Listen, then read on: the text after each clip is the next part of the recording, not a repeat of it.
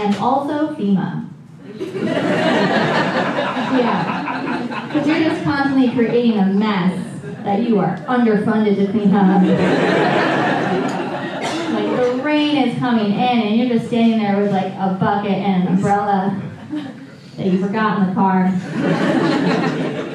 And your friends will come up to you and they'll be like, have you tried using a planner?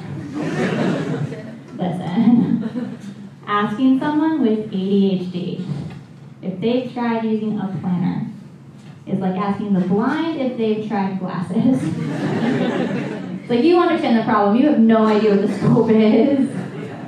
Like, my friend called me just the other weekend to try to make some plans, and I was like, listen, I'm gonna have to call you back, there's a lot going on right now. So I'm trying to eat some yogurt.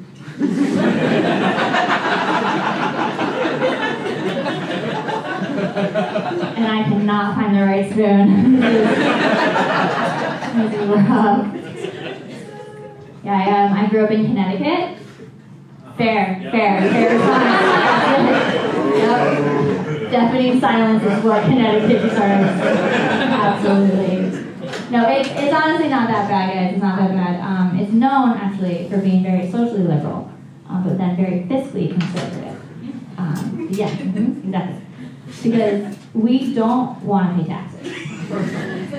But we do want the nanny to get an abortion.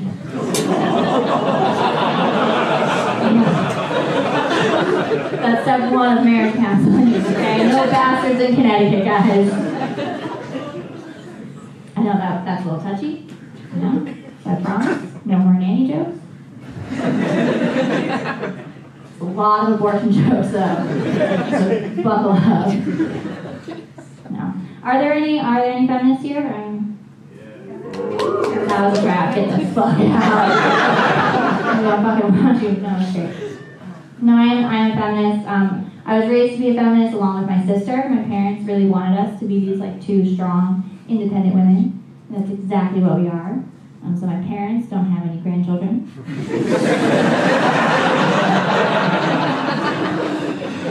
That's on them, okay? Like, they could have raised a whore. And they did. But we're Democrats. They fucked it up at the end. They called it socialism. I use the copper ID. Is anyone familiar with the copper ID? Woo! Yeah, if you don't know, it's just a small coat hanger.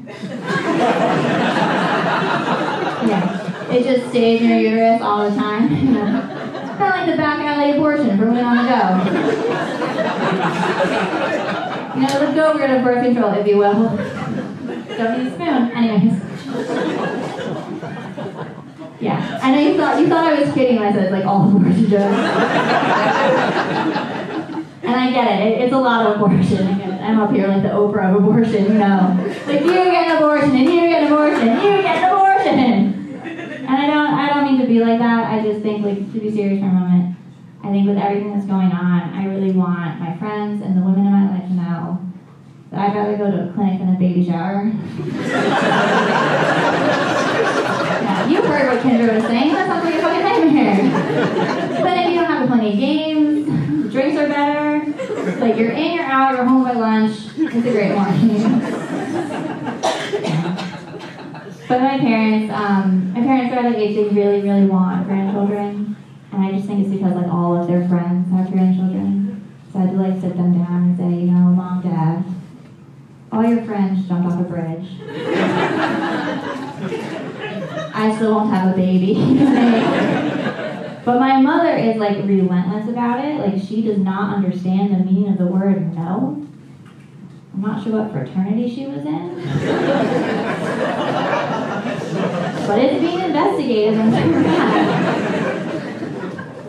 And listen, I just think, personally, I think it's wrong to like pressure women into having kids, right? I don't think you should ever do that.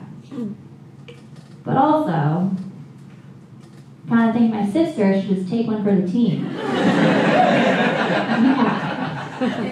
But she disagrees. So we just go to bed and pray the other one's birth control fails. And my parents pray for the same thing.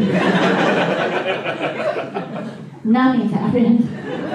So So God's not real. At least not the Irish Catholic one my family prays to. Yes, I am Irish Catholic, and I live in Boston now, so yes, half the men who hit on me look like my cousin. Listen, inbreeding is a real problem. Boston, ground zero. Okay, because everyone here is like, I'm 100% Irish. Ooh, you shouldn't be. Like, I'm sorry, we came here way too long ago for there to be so many purebreds still running around.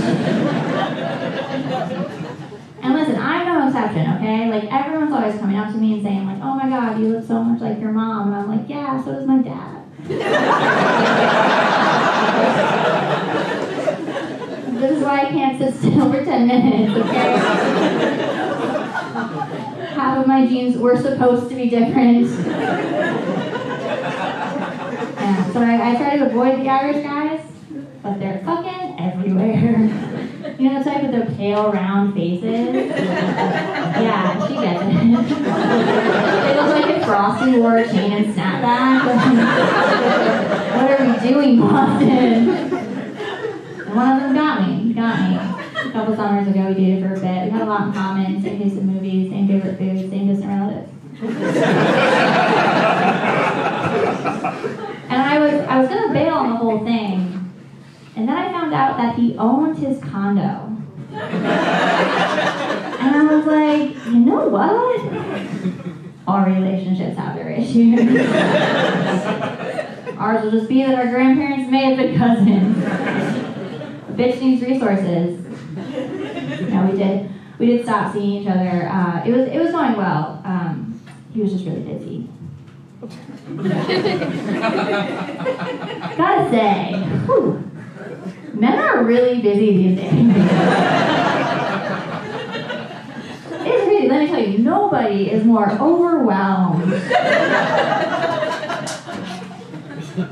than just a guy working from 9 to 5. Who occasionally golfs on the weekend. Like, his plate is full, ladies, okay? He does not have time to stop sleeping with other women. No, I do think personally, I think men are getting too honest these days. I know, hot take. Hear me out.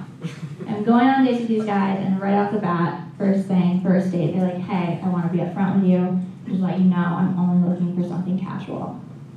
And I'm like, rude, because we both know I'm still gonna fuck you. But now I can't pretend to be a lady about it. And listen, guys, if you're gonna say it's casual, like, you better fucking bring it, okay? Okay, because if you're not gonna meet my father, disrespect him. Seriously, pull my hair, slap me, call me a bitch, do something. Don't just lie there with your shirt on. Like we've co-signed a mortgage and if you're back out doing yard work. Like, this is why women get confused. Like, all I'm saying, I never had to ask a man who knew how to choke me. Like, what are we? You made sure I couldn't.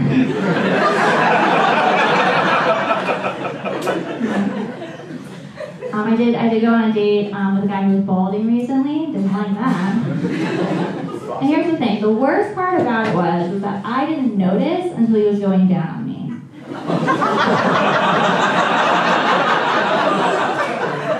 And it's like, just keep the snapback on.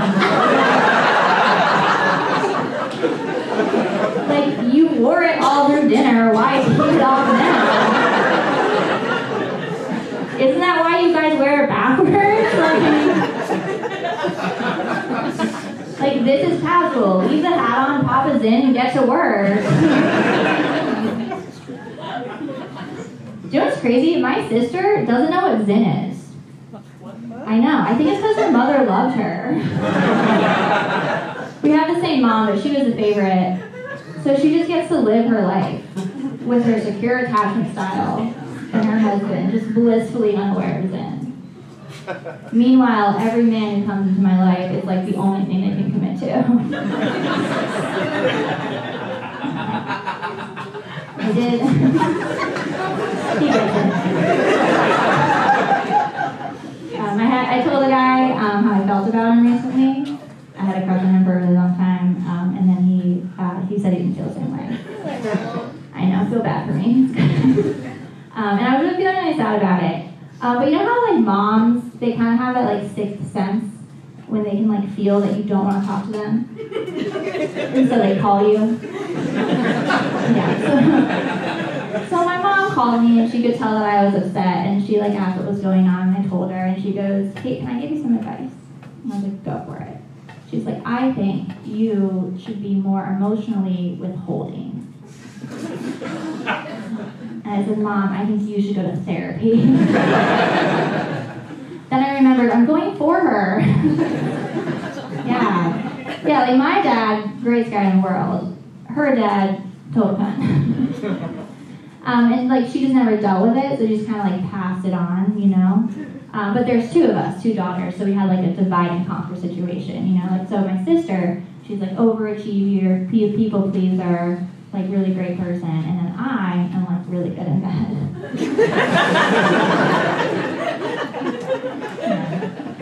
And I think it's like people think my therapist wants me to date more like emotionally available men, and I did try that, and the sex sucks. And I just think it's karmic. Like I think if you're capable of forming like a healthy, happy relationship, you don't need an enthusiastic blowjob. You just don't. Anyways, you know how there are like bitches, whores, and cunts? Yeah. And like everyone knows like what those are. Like my sister's a bitch, I'm a whore, my mom's a cunt. You know what we're like at brunch. But then you have twats. I know, like people don't throw twat around a lot. And for a really long time, I wasn't sure who would be considered a twat. And then this girl came up to me after a show. And she goes, "Oh my God, you're like so adorable. I'm obsessed with you."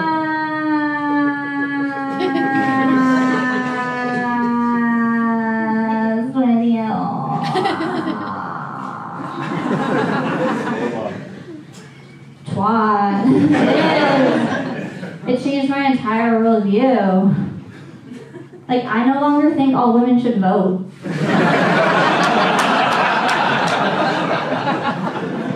I don't think the twat should vote, okay? Because let's be real, it was the bitches, whores, and cunts who founded feminism, okay? Seriously, I'm talking those 1820s bitches, whores, and cunts. They put on their pantaloons, they got onto their bicycles, and they rode to the meeting of the bitches, whores, and cunts, or suffragettes for short. And when they got there, the bitches were like, "Okay, we're starting a movement. It's about rights. It's not about hating men." And the cunts were like, "Yeah, it is like kind of about hating men, right?" And the bitches were like, "I mean, yeah, kind of, but it's mostly about our rights." And the whores were like, "We can still fuck the men, right?" And the bitches were like, "Yeah, but you have to do it in a way that's like empowering for you." And the cunts were like, "But also we hate men, right?" And it sort of went back and forth like that for like 200 years. And on a scale of like hating men to wanting to fuck them, we still don't really know where we fall. And that's why we don't have equal pay.